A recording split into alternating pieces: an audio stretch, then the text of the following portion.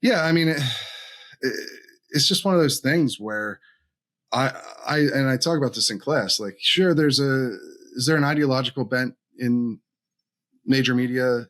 I think you could say there is, right?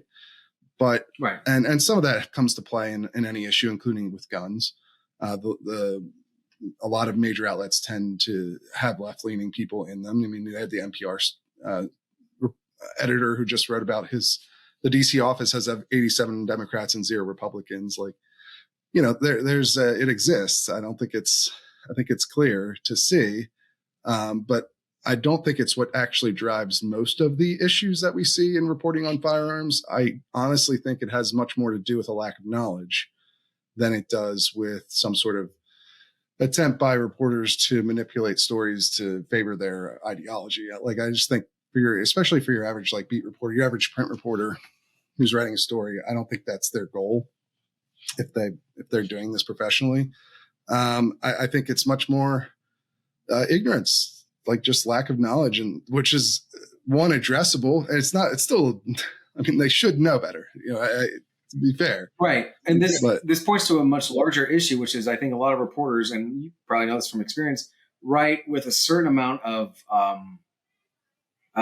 what's the word I'm looking for? They write with a certain amount of at ease because they know, like, look, if I mess something up, my editor at least, or the web producer is probably going to catch it. And these stories just get printed. Like, the editor doesn't catch it. The web producers don't catch it. It goes through layers and nobody catches it. So that speaks to actually a larger issue in the newsroom, which is a lot. And I think a lot of reporters do have this where they're like, I'm writing this and I think I got it right. This is how I framed it. And I think some reporters, especially the longer they're in, they slip into this habit where, like, well, if my editor didn't catch it, then I assume I got it right, which is not a great assumption to ever make. But it points to the issue that you see the stuff that gets to print. And you're like, how many, like at the New York Times, like this went through at least 3 layers and nobody caught it. Yeah. So we got to start at the bottom and just start, you can't rely on the editors or, again, the web producers to back you up if you make a huge error, especially if you're making these errors over and over again, where that's when it starts getting really frustrating. Yeah. And I definitely think it's more of an industry problem than it is like an individual newsroom or individual reporter issue. It's something where the industry does not value this knowledge that much, honestly. I think CNN has been a little bit better than others on this point by at least trying to go out and find people who are knowledgeable. But even if they come from different perspectives, it's really, to me, it's not so much about your ideological perspective on guns that's as much of an issue. Like, can be an issue, obviously. But it's just lack of understanding of the basics of everything about firearms, not just how the firearms function themselves. This is something that's, I think, unique to our class too, is like, it's not just about, oh, here's how the gun policy works, right? Here's how background checks work. Here's how that law works. It also is about handling a firearm. Here's how you should properly handle a firearm. And shoot it safely, right? That's another aspect. Here's, gun culture. Here's how we actually, especially with the international students that come in, we tend to spend a lot of time talking about gun culture in America and why it's unique. Because they come over understandably with many questions, because to them it's completely not just not just a foreign concept, but to some of them it seems insane. It seems crazy to them. Sure. And so you get to have this chance to sort of like explain, the culture behind gun culture, the perspective, the culture, and you get to have this chance. And some of the students are like, okay, well, thank you for explaining. I now understand it. I still think it's a little insane, but I know it's not about, it doesn't seem right. And it's not about them. We're not there to convince them one way or the other. I just want them to know what they're talking about. That's all. And often, bare minimum. Right. And often they kind of want me to tell them my opinions on different topics, and that's understandable. But and I feel like every session the student asks you, like, so what's your plan to stop mass shootings? Like that happens in every class. Yeah, it's like, well, if we had the answer to that, we'd probably be very wealthy. Well, it's just like there are lots of different perspectives on and I tried my best to represent what either side would argue on. Like, I try to explain the positions at play, because that's what's going to be. It's not so much as a reporter what your opinion on X topic is. It's more about being able to, represent fairly what each side is saying.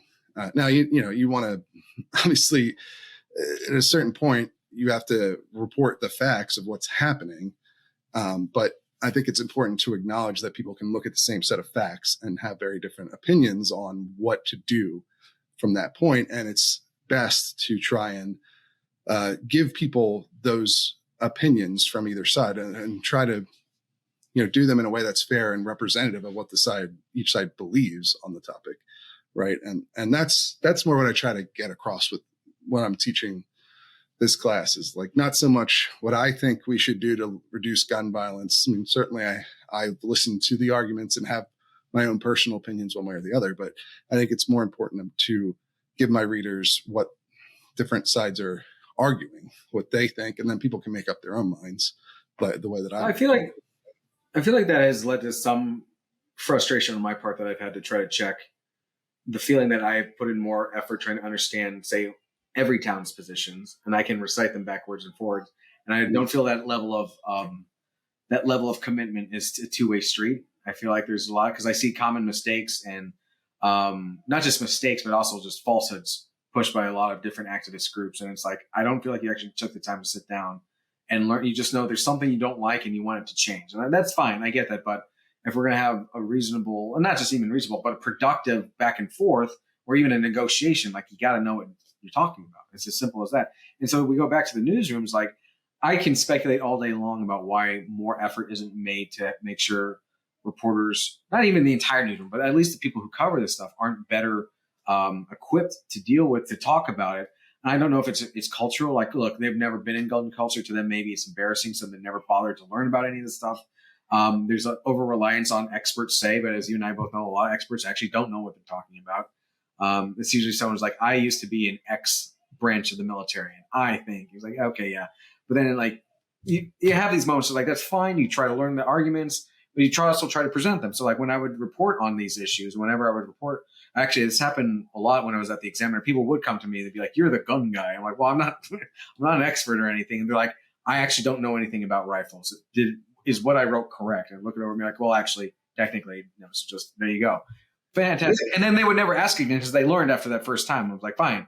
But like, I get people aren't in the culture. I get that. What I don't understand is how newsrooms can kind of continue along, because maybe it's like I was saying, it's embarrassing. They think it's like beneath them, like redneck culture, whatever. I don't know that. That's all pure speculation. The point is, it hurts their reporting.